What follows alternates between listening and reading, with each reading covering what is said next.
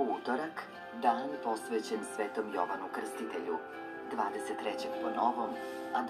aprila po starom kalendaru, Pravoslavna crkva slavi svetog mučenika Terentija i druge koji su postradali sa njim.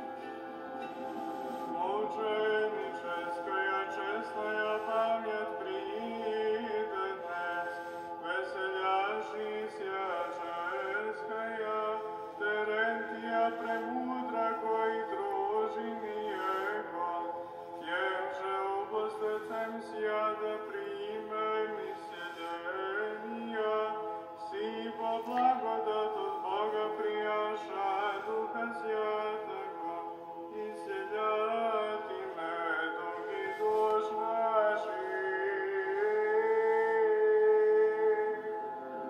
U vreme cara Decija Trajana, namjesnik Afrike je objavio carski ukaz da svi moraju prineti žrtvu